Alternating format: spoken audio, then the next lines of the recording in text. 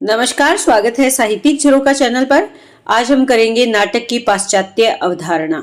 इसमें हम जानेंगे कि जो नाटक विधा है यह पश्चिम साहित्य में कब से प्रारंभ हुआ और वहां से इसकी अवस्था का विकास किस किस प्रकार हुआ, इसका स्वरूप क्या रहा, उसके बारे में आज हम विस्तार से जानेंगे। तो आइए देखते हैं।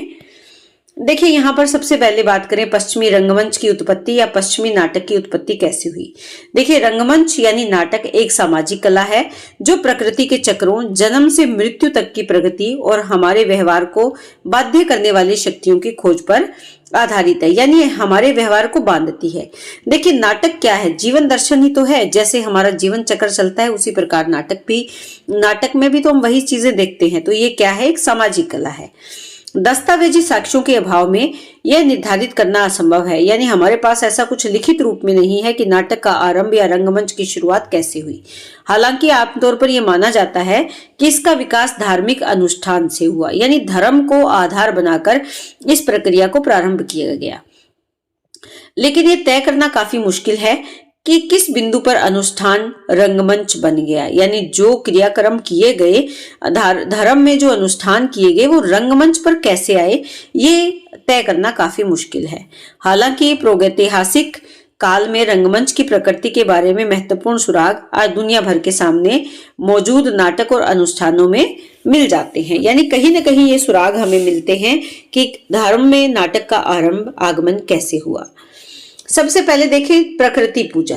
देखिए, धर्म से जुड़ा हुआ है प्रकृति की पूजा।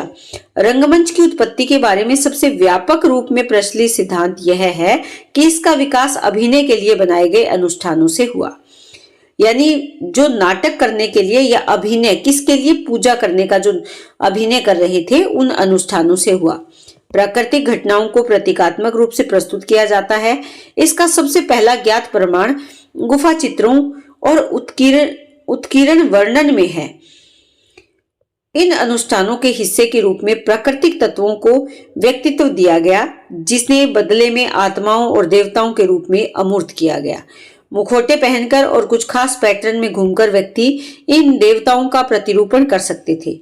पवित्र नृत्य प्रकृति के क्रम को प्रभावित करने के लिए किए जाते थे, जैसे बारिश लाने के लिए, अच्छी फसल या शिकार की सुविधा प्रदान करने के लिए और बुराई को दूर भगाने के लिए। देखिए, मान लीजिए यहाँ पर प्रकृति की पूजा की जा रही है, सूर्य देव की पूजा की जा रही है, तो कोई व्यक्ति विशेष यहाँ मुखौटा पहनकर अगर सूर्य देव बन रहा है तो बाकी सब उसके सामने नृत्य कर रहे हैं और उसको प्रसन्न करने का प्रयास कर रहे हैं। तो इसी प्रकार से प्रकृति की पूजा का जो धार्मिक अनुष्ठान था उसमें भी नाटक का आगमन हुआ, उसे भी कला के रूप में देखा जाने लगा। उसके बाद आता है शामानिज्म। ये किस पर? शमन पर केंद्रित है। शमन का मतलब समाप्त करना। ये दूसरा सिद्धांत है। इसमें रंगमंच शैमनिस्टिक अनुष्ठानों से विकसित हुआ जो दर्शकों के सामने अलौकिक उपस्थिति को प्रकट करता है। शैमनिज्म की मुख्य गतिविधियों में से ये एक है जो आज भी प्रचलित है। बुरी आत्माओं को भगाना। शमन करना मतलब समाप्त करना। किसको? बुरी आत्माओं को भगाना। इसमें अक्सर ट्रांस नृत्य शामिल हो सकते हैं, जिसमें जादूगर लंबे समय तक कलाबाजी, करतब दिखाने या जोरदार नृत्य करता है। मुखौटे भी शमनवाद का एक महत्वपूर्ण हिस्सा है। शरीर पर रंग लगाने और विस्तृत वेशभूषा का उपयोग आत्मा तथा राक्षस के मानवीकरण में और मदद करता है, यानी आत्मा को और राक्षस को किस रूप में उपस्थित करना?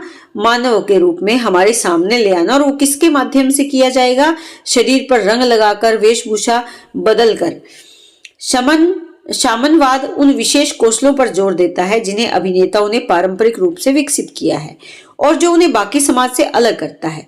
यह भी दिखता है कि अभिनेता की तकनीक दर्शकों की कल्पना को वास्तविक स्थान पर ले जाने में कैसे मदद कर सकती है जहां प्रदर्शन होता है। देखिए, ये प्रदर्शन क्यों किया जाता था उस समय में? ये माना जाता था कि हमारे समाज में बुरी आत्माओं का वास है और उन आत्माओं को शांत करने के लिए, उनको नष्ट करने के लिए इस प्रकार का स्वांग रचा जाता था या इस प्रकार की क्रिया की जाती थी, जिसमें ऐसी वेशभूषा पहनकर कुछ लोग जो थे वो राक्षस बनते थे या आत्मा का रूप धारण करते थे और दूसरे जो व्यक्ति थे वो अलग वेशभूषा धारण करके उनका नाश करने का एक क्रियाक्रम करते थे। तो वो भी किस प्रकार होता था, प्रदर्शन के रूप में होता था, यानी उसको प्रदर्शित किया जाता था और आम जनता उसमें बैठकर उनको देखा करती थी। इसके बाद प्राचीन मिस्र में अगर बात करें तो यहाँ पर धार्मिक अनुष्ठान अधिक स्पष्ट रूप से नाटकीय अभिनय की ओर बढ़ा, यानी प्राचीन मिस्र में नाटकीय अभिनय का विकास अधिक हुआ। पशु सिर वाले देवताओं का समूह और मृत्यु के बाद आत्मा दूसरी दुनिया में यात्रा की कहानियां, समारोह और अनुष्ठानों के लिए समृद्ध सामग्री प्रदान करती है। माना जाता है कि पुजारी शैलीगत मुखौटे पहनकर और भजन और प्रार्थनाएं पढ़कर देवताओं की नकल करते थे। ये नकल करना ही क्या है, नाटक है। तो यहाँ पर किसकी नकल की जा रही है, देवताओं की नकल की जा रही है। और ये कहाँ की बात है, प्राचीन मिस्र में भी ये सब घटित हो रहा था। उसके बाद प्राचीन ग्रीस की अगर बात करें तो प्राचीन ग्रीस में देखें तो पहली बार रंगमंच ने स्वयं को धार्मिक अनुष्ठानों से मुक्त कर एक कला का रूप लिया। तो आपको ये बात ध्यान में रखनी है कि नाटक कला के रूप में कहाँ आया, प्राचीन ग्रीस में आया। वह 6ठी शताब्दी ईसा पूर्व में ग्रीस में हुआ, जब रंगमंच ने धार्मिक अनुष्ठानों से मुक्त होकर कला का रूप लिया। डिथेरेम्ब जो कि कोरल गीत विकसित किया गया। कोरल गीत क्या है, खूब एक समूह के रूप में इकट्ठे होकर एक गीत गाया जाता जिसे कोरल कहा जाता था। यह एक प्रकार का गाना था जो किसके सम्मान में त्योहारों पर गाया जाने वाला सामूहिक गीत डायोनिसिस शराब, फल और वनस्पति के देवता के लिए ये गाया जाता था। यहाँ थोड़ी सी टाइपिंग मिस्टेक है, ये डायोनिसिस के सम्मान में गाया जाता था। यहाँ पर डायोनिसिस आएगा। डायोनिसिस कौन था, यह शराब, फल और वनस्पति के देवता थे। मूल रूप से यह पृथ्वी के कायाकल्प का जश्न मनाता था। देखिए, फल की बात करें, वनस्पतियों की बात करें या शराब की बात करें, ये किससे जुड़ी है, ये भी फल से ही जुड़ी हुई है। तो यहाँ पर जो पृथ्वी का कायाकल्प है उसके जश्न के तौर पर इसको गाया जाता था। और यहाँ पर इसने किसका रूप ले लिया था, कला का रूप ले लिया था। नाटककार थेस्पिस ने नाटक का आविष्कार तब किया जब उन्होंने डिथेरेम्ब के कोरस को एक ऐसे अभिनेता के साथ जोड़ा जिसने कई अलग अलग पात्रों को चित्रित करने के लिए मुखौटे पहने थे। एथेंस के पहले नाटकीय उत्सव में थेपिस की एक त्रासदी ने पुरस्कार जीता और नाटकों के सबसे पुराने त्रास्त नाटककार हैं या नाटक हैं किसके, एथेंस में जो नाटक खेले गए वो सबसे पुराने त्रासदी नाटक हैं। और थेपिस के जो नाटक हैं ये सबसे प्राचीन नाटक माने जाते हैं प्राचीन ग्रीस में। तो यहाँ पर मोटी मोटी चीजें आपको जो याद रखनी है कि सबसे पहले तो रंगमंच ने कला का रूप कहाँ लिया, प्राचीन ग्रीस में लिया। इसके साथ साथ आपको ये नाम याद रखना है, डिथेरेम्ब में जो कोरल का विकास किया। डायोनिसिस जो देवता थे उनको प्रसन्न करने के लिए जो शराब, फल और वनस्पतियों के देवता थे, इसे उनको प्रसन्न करने के लिए कोरल गीत गाया जाता था और एक नाटक के तौर पर इसको प्रस्तुत किया जाता था, कला के तौर पर इसको प्रस्तुत किया जाता था। और ये किस लिए जश्न मनाया जाता था, पृथ्वी की कायाकल्प के लिए इस जश्न को मनाया जाता था। और सबसे पहले एथेंस में अगर देखें तो थेस्पिस के जो नाटक थे वो ज्यादा प्रसिद्ध हुए और त्रासदी के लिए इन्होंने पहला पुरस्कार इन्होंने ही जीता। उसके बाद अगर देखें समय, स्थान और कार्रवाई की नाटकीय एकता आमतौर पर ग्रीक त्रासदी में देखी जाती थी। यही सब तो होता है नाटक में, समय कौन सा है, स्थान कौन सा है, घटना क्या घटित हुई, जिसमें कार्रवाई को अपने आप में पूर्ण बनाने का प्रयास किया जाता था, यानी घटना को दिखाने का प्रयास किया जाता था। बिना किसी अतिशय के सूर्य के एक ही चक्र के भीतर और एक ही स्थान पर दृश्य परिवर्तन की कमी और उपलब्ध अभिनेताओं की सीमित संख्या का मतलब था कि अधिकांश कार्रवाई, विशेष रूप से हत्याएं और अन्य मौतें मंच से बाहर होती थी। बाकी सभी घटनाएं वही होती थी जो एक सूर्य चक्र बना होता था, इसी चक्र के अंदर सारी घटनाएं घटित होती थी, यही मंच पर सब घटित होता था। समय के साथ अभिनेताओं और कोरस द्वारा पहने जाने वाले मुखौटे अधिक अभिव्यंजक बन गए। कोरस जो गाने वाले थे वो क्या पहनते थे, मुखौटे पहनते थे और उनके चरित्र के प्रकार जैसे बूढ़े राजा, युवा राजा, बूढ़ी नर्स आदि के पारंपरिक प्रतिनिधित्व का महत्व था कि प्रवेश करते ही प्रत्येक चरित्र को तुरंत पहचान लिया जाता, यानी यहाँ पर मुखौटों का स्वरूप बदल गया था। मुखौटों ने पुरुष अभिनेताओं द्वारा महिला पात्रों के चित्रण को अधिक विश्वसनीय बनाने में भी मदद की, क्योंकि पहले महिलाओं का मंच पर इतना ज्यादा बोलबाला नहीं था। ऐसे में पुरुष पात्र ही महिलाओं का अभिनय करते थे। तो ये जब मुखौटे पात्रों के अनुकूल बनने शुरू हो गए तो पुरुषों के लिए स्त्रियों का अभिनय करना आसान और विश्वसनीय हो गया था। साथ ही साथ बड़े दर्शकों द्वारा चेहरे की विशेषताओं को स्पष्ट रूप से पहचानने में भी मदद मिलती थी कि राजा कैसा है, बूढ़ा है, युवा है, बूढ़ी स्त्री है। तो वो दर्शक जो है वो चेहरे की विशेषताओं को देखकर मुखौटों को पहचान लेते थे। इसी में कॉमेडी का आगमन हुआ। हम ये देख रहे हैं कि किस प्रकार से नाटक का विकास हुआ, कौन कौन सी विधाएं उसमें शामिल हुई, कौन कौन से रूप उसमें आए, उसका स्वरूप क्या था, स्वरूप के बारे में भी तो हम देख रहे हैं इसमें। तो यहाँ पर ग्रीक कोमोस से, कॉमेडी किससे बना है, ग्रीक के कोमोस से बना है, जिसका अर्थ क्या है, मस्ती। एथेंस में 486 ईसा पूर्व से लीनिया शीतकालीन त्योहार में प्रतिस्पर्धात्मक रूप से प्रस्तुत की गई थी। हालांकि इसमें डायोनिसस के सम्मान में लोकप्रिय मनोरंजन, माइम, लिंग संबंधी संस्कार, मौज मस्ती की बहुत पुरानी परंपराओं को शामिल किया गया था।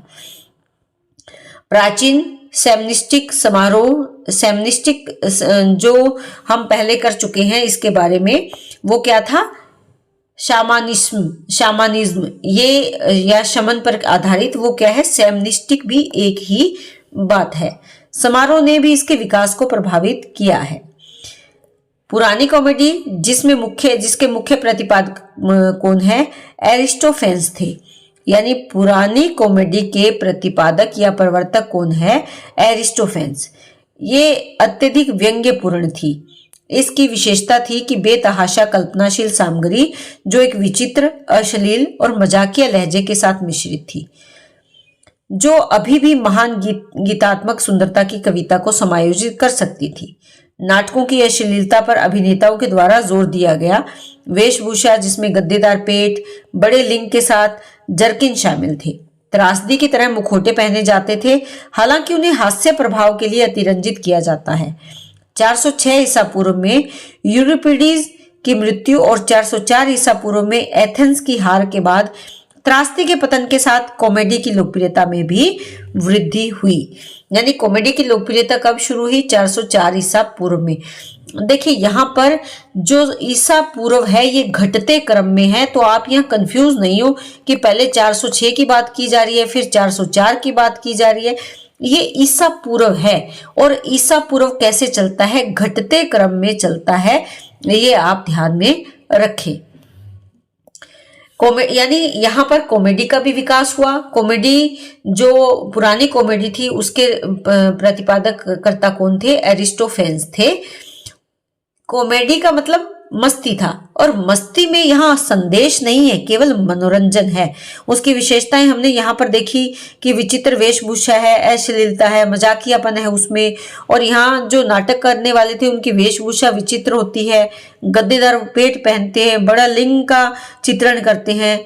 तो ये सब क्या है, मजाक करते हैं वो। यहाँ उपदेश या संदेश या कोई उद्देश्य नहीं है, केवल और केवल क्या है, मनोरंजन है। इसके बाद थिएटर। ग्रीक नाटक के प्रदर्शन के लिए बाहरी सेटिंग में पारंपरिक रूप से 3 क्षेत्र शामिल थे। एक तो बड़ा गोलाकार डांसिंग फ्लोर जिस पर कार्रवाई हुई और जिसके केंद्र में डायोनिसिस के लिए एक वेदी थी, एक स्थान था। इसके पीछे एक दृश्य निर्माण और ड्रेसिंग रूम, एक कम वस्तुशिल्प मुखौटा जिस पर चित्रित दृश्यों को फिट किया जा सकता था, कभी कभी घूमने वाले पैनलों पर, और ऑर्केस्ट्रा के चारों ओर एक अर्धवृत्ताकार ऑडिटोरियम को पहाड़ी की ढलान पर काटा गया था और शुरू में लकड़ी की बेंचों से और बाद में पत्थर या संगमरमर की सीटों से इसे सुसज्जित किया गया था। आज भी अगर हम ग्रीक जैसी जगह पर जाकर देखें तो ये चीजें हमें देखने में मिलती है। सामने बड़े बड़े खंभों से युक्त एक मंच बना होता है, ये मंच है, और इसके चारों तरफ गोलाकार आकृति में या तो सीढ़ियां बनी होती थी या बेंच लगाए जाते थे। पहले बेंच थे, बाद में इनको काटकर सीढ़ियां बना लिया गया। सभी दर्शक इन सीढ़ियों पर बैठा करते थे और अभिनय इस मंच पर किया जाता था। इसके बाद प्राचीन रोम की अगर बात करें तो रंगमंच की गुणवत्ता उस सभ्यता के मूल्यों में परिलक्षित होती है जिसमें वह विकसित होता है। यह रोमन काल में रंगमंच के भाग्य से स्पष्ट रूप से दर्शाया गया है। अश्लील सार्वजनिक संवाद, मौलिकता की कमी, गंभीरता की तुलना में तमाशा को प्राथमिकता देने के कारण लगभग सभी रोमन नाटक ग्रीक नाटकों की नकल या ढीले अनुवाद थे। ग्रीक नाटकों में भी तो ये सारी चीजें थी, तो यानी रोम में जो नाटक खेले जा रहे थे वो किसके? ग्रीक के नाटकों की नकल मात्र थी। यहाँ तक कि उन्हें ग्रीक वेशभूषा में भी प्रदर्शित किया जाता था। रोम में वेशभूषा कैसी? ग्रीक। आखिरकार 400 साल तक रथ दौड़, मौत तक की ग्लैडिएटर लड़ाइयां और अपराधियों और धार्मिक और जातीय अल्पसंख्यकों को जंगली जानवरों द्वारा चीर-फाड़ किए जाने के तमाशे के साथ साथ प्रतिस्पर्धा करने के बाद रंगमंच का स्पष्ट अंत हो गया। तो यहाँ पर आप बहुत ज्यादा विस्तार से ना भी लिखें तो आप लिख सकते हैं कि रोम में नाटक किए जाते थे उसमें किसका प्रभाव था? ग्रीक नाटकों का प्रभाव था। केवल इनका अनुवाद मात्र यहाँ पर किया जाता था। बाकी जो वेशभूषा है, साज सज्जा है या इनके विषय थे वो भी ग्रीक नाटकों जैसे ही इन्होंने लिए थे। ग्रीक मॉडल की नकल। देखिए, साहित्यिक रंगमंच में कथानक और पात्रों का आविष्कार मुख्यतः ग्रीक नाटकों से लिया जाता है। तो वास्तविक जो नाटक की शुरुआत मानी जाती है वो कहाँ से मानी जाती है? ग्रीक से मानी जाती है, क्योंकि यहाँ पर क्या आ गया? साहित्य आ गया। रोम में रहने वाले एक यूनानी जिसका नाम क्या था? लिवियस एंड्रोनिकस, इसने सबसे पहले ग्रीक नाटकों का रूपांतरण किया। नेवियस को पहला मूल इतावली नाटककार माना जाता है और उन्होंने जिस कॉमेडी शैली की स्थापना की उसे कहा जाता है फेबुला पेलियाटा। ये ग्रीक पोशाक में नाटक था जिसे क्या कहा? फेबुला पेलियाटा कहा। ये आप ध्यान में रखें। रोमन इतिहास पर इनकी कम सफल त्रासदियों को फेबुला प्रेटेक्स्ट, जो रोमन टोगा में नाटक था, के रूप में जाना जाता था। व्यंग्य में नेवियस के प्रयास इतने दुस्साहसी थे कि उन्हें जेल जाना पड़ा। यानी ऐसा व्यंग्य वो कर रहे थे अपने नाटकों के माध्यम से कि उन्हें बंदी बना लिया गया। शायद यही कारण है कि प्रसिद्ध कवि क्विंटस एनियन, जिन्होंने नाटककार के रूप में उनका अनुसरण किया, ने खुद को ग्रीक त्रासदियों से सुरक्षित रूपांतरणों तक ही सीमित रखा। यानी केवल उतने ही कार्य किया। किसने? क्विंटस एनियस ने। ये किससे प्रभावित थे? ये नेवियस से प्रभावित थे, लेकिन इन्होंने जब अनुवाद कार्य किया तो वहां पर अपनी सुरक्षा को ध्यान में रखकर केवल त्रासदियों के रूपांतरण मात्र किए। दूसरी शताब्दी में अगर देखें तो रोमन रंगमंच के दो सबसे महत्वपूर्ण हास्य लेखक फ्लोटस और टेरेंस, जो निम्न मध्यवर्गीय पृष्ठभूमि से आए थे, दोनों ही यूनानियों की नई कॉमेडी से प्रभावित थे और उनके नाटकों में ग्रीक सेटिंग और वेशभूषा शामिल थी। ग्रीक जो नाटक थे उनसे ये प्रभावित थे और उन्हीं नाटकों की शैली और वेशभूषा को इन्होंने अपनाया था।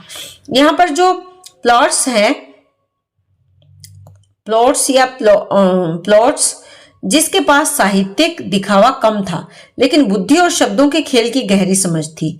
इन्होंने मेनाडर की हास्य शैली को फेबुला एटेलाना के साथ मिश्रित करके जोरदार रचना तैयार की। फेबुला एटेलाना क्या है? ये भी तो एक तरीका है, शैली है, जिसके बारे में हमने यहाँ पर अभी बात की।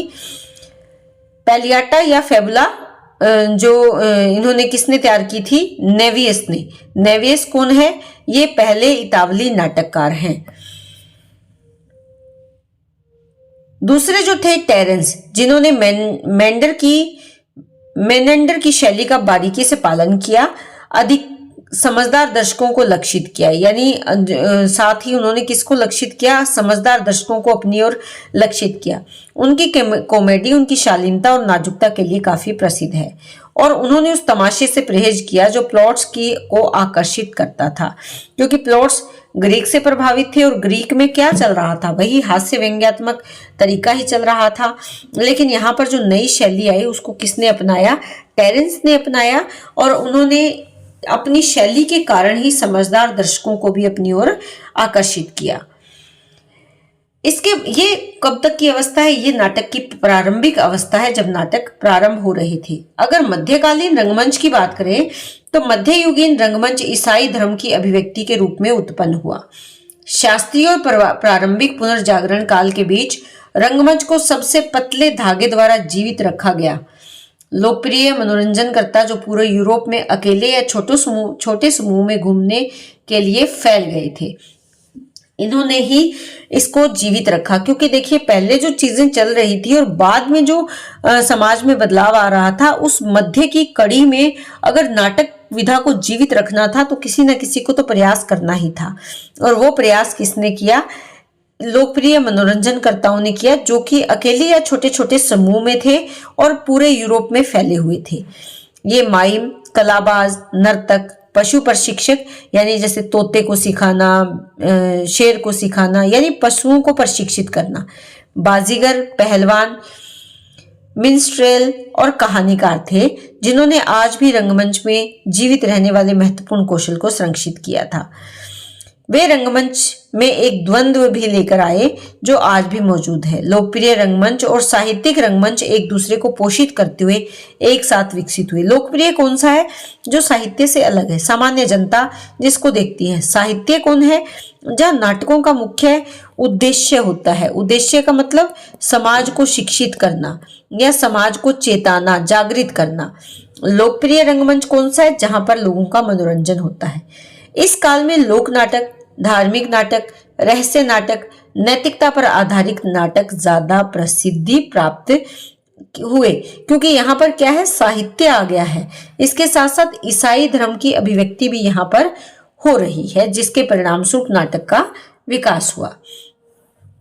मध्यकाल के बाद पुनर्जागरण काल जब आता है रंगमंच का, उसमें टेरेंस और प्लॉट्स और सेनेका के लैटिन ग्रंथों को प्रिंटिंग प्रेस के विकास के बाद व्यापक रूप में पढ़ा गया। यानी यहाँ पर प्रिंटिंग प्रेस आ गया था, इसीलिए इस विधा को लेखन के रूप में प्रस्तुत किया गया, जिसे पाठकों ने खूब पढ़ा। 15वीं शताब्दी के अंत तक अनेक कार्यों को मंच पर प्रस्तुत करने का प्रयास किया गया। सबसे पहले रोम में पोम्पोनियस लेटस द्वारा प्रायोजित और फिर फेरारा में। पहले चरण रहस्य नाटकों के लिए इस्तेमाल किए जाने वाली हवेलियों के शास्त्रीय संस्करणों में मिलते जुलते थे। हालांकि विभिन्न घरों का प्रतिनिधित्व करने के लिए खंभों के बीच पर्दे वाले प्रवेश द्वारों के साथ एकल उठाए गए मंच पर संकुचित किया गया था। ये यानी मंच कैसा बनाया गया था? लंबे लंबे जो दीवार बना दिए गए थे, इसके बीच में पर्दे लगाकर अलग अलग दृश्य प्रदर्शित किए जाते थे। बाद के प्रयासों में बड़े हॉल के अंदर शास्त्रीय मंच के रूप को फिर से बनाने पर ध्यान केंद्रित किया गया। इतालवी नियो क्लासिज्म, इसको दो भागों में बांट लें। इतालवी नियो क्लासिज्म दरबारी मनोरंजन, ओपेरा, कला कॉमेडी, थिएटर और स्कूल ड्रामा का विकास इसी युग में हुआ। यानी इस समय में जो नाट्य विधाएं चल रही थी या नाटक का विकास चल रहा था, वो इस दिशा में आगे बढ़ रहा था। तो ये कौन सा समय काल है? ये 15वीं शताब्दी है, जब पुनर्जागरण यानी दोबारा से कुछ नया विकसित किया जा रहा था नाटक विधा में। इसके बाद 18वीं शताब्दी में अगर देखें तो नाटक लेखन के स्तर में आई सामान्य गिरावट की भरपाई कुछ बेहतरीन अभिनेताओं के उभरने और पूरे यूरोप में सैकड़ों थिएटरों के निर्माण से हुई। क्योंकि 15वीं शताब्दी के आसपास जो है नाटक विधा ये थोड़ी कैसे हो गई थी, ये इसमें गिरावट आ गई थी, इसका विकास बहुत ज्यादा नहीं हो रहा था। लेकिन 18वीं शताब्दी में इसकी भरपाई की गई। इस समय एक नया दर्शक वर्ग भी उभरकर सामने आया। नाटकों की बढ़ती संख्या को ध्यान में रखते हुए छोटे छोटे नाटक घर भी बनाए गए। थिएटर देशभक्ति की भावना जगाने का एक महत्वपूर्ण साधन बन गया। 18वीं शताब्दी ध्यान में रखें, यह कार्य जो 19वीं सदी तक जारी रहा। उस समय थिएटर के दरवाजे निम्न वर्गों के लिए खोले गए, क्योंकि पहले निम्न वर्गों को वहां जाने की अनुमति नहीं थी। 19वीं सदी की शुरुआत में शेक्सपियर की त्रासदी गंभीर रोमांटिक नाटक के लिए मुख्य प्रेरणा बनी रही, क्योंकि इस समय शेक्सपियर बहुत ज्यादा प्रसिद्ध हुए। सदी के अंत में अनेक उदाहरण का अनुसरण किया गया। Sir W.S. गिलबर्ट, जो सर आर्थर सुलिवन के साथ लिखे गए व्यंग्यपूर्ण ओपरेटा के लिए प्रसिद्ध हुए, जिनमें से इयोलांथे उल्लेखनीय है। ये क्या है? ओपेरेटा है इयोलांथे। अंग्रेजी बर्लेस्क ये असाधारण नाटक का व्यंग्यपूर्ण संस्करण है, और बार्लेटा गीतों वाला एक प्रसंग है। प्रहसन है, उस समय के लोकप्रिय रूप थे। देखिए, नाटक जैसे नाटक अलग अलग तरीके के नाटक होते हैं, उसी प्रकार ये भी क्या है, नाटक के ही अलग अलग रूप के अनुसार उनके अलग अलग नाम इन्होंने दे रखे हैं पाश्चात्य साहित्य में। 20वीं सदी और उसके बाद के रंगमंच की अगर बात करें तो 19वीं सदी के अंत में यथार्थ की उपलब्धियां 21वीं शताब्दी के अंत तक गूंजती रही, लेकिन 20वीं सदी के आरंभ में रंगमंच में सबसे प्रभावशाली नवाचार यथार्थवाद के विरुद्ध एक जोरदार प्रतिक्रिया से आई। कुछ नया बदलाव आया, जिस तरह दृश्य कला प्रयोग और विद्रोह की अराजकता में बदल गई, जिससे कई शैलियां और वाद उत्पन्न हुए। उसी तरह रंगमंच ने नए युग के विरोधाभासों को व्यक्त करने के लिए विभिन्न स्रोतों का उपयोग किया। प्रेरणा मशीनों और प्रौद्योगिकी, एशियाई रंगमंच, प्रतीकवाद, शून्यवाद, सिगमंड फ्राइड के मनोविश्लेषणवाद और विश्व युद्ध के आघात से मिली, जिसने व्यापक मोहभंग और अलगाव को जन्म दिया। देखिए, हम सब जानते हैं कि इन परिस्थितियों ने साहित्य की सभी विधाओं को प्रभावित किया था, तो नाटक पर भी इसका पूर्ण प्रभाव पड़ा। इस उदारता के परिणाम अक्सर अराजकता और उत्साहजनक होते थे। डिजाइनर और निर्देशक नाटककारों की तरह ही प्रभावशाली भी होते थे। हालांकि स्थायी मूल्यों के अपेक्षाकृत कम नाटक का निर्माण किया गया था, फिर भी इस तरह के प्रयोग ने सभी नवाचारों के लिए स्वर निर्धारित किया और नाट्य शब्दावली को व्यापक बनाया। या नाटक में शब्दावली है, उसकी व्यापकता बढ़ी, शब्दों का व्यापक प्रचार प्रसार हुआ और नए विषयों को इसमें शामिल किया गया। तो ये 20वीं शताब्दी का जो रंगमंच है, इसमें नाट्य विधा में तत्कालीन परिस्थितियों के प्रभाव स्वरूप परिस्थितियां कैसी थी, चाहे शून्यवाद है, प्रतीकवाद है, एशियाई रंगमंच का प्रभाव था, जो कल मशीन कारखाने प्रौद्योगिकी का विकास हुआ उसका प्रभाव देखा गया, सिगमंड फ्राइड का जो मनोविश्लेषणवाद है उसका प्रभाव इस रंगमंच पर देखा गया या इसका प्रभाव पड़ा। तो इस दृष्टिकोण से देखें तो पाश्चात्य नाटक में कई तरह के रस, जैसे रोमांच और त्रासदी, ये नाटक के अलग अलग रूप पर आधारित करते हैं। पाश्चात्य नाटक की उत्पत्ति किससे हुई? शास्त्रीय ग्रीक में हुई। एथेंस के पश्चात नाट्य संस्कृति की 3 शैलियां विकसित हुई। एक तो त्रासदी, हास्य और व्यंग्य नाटक।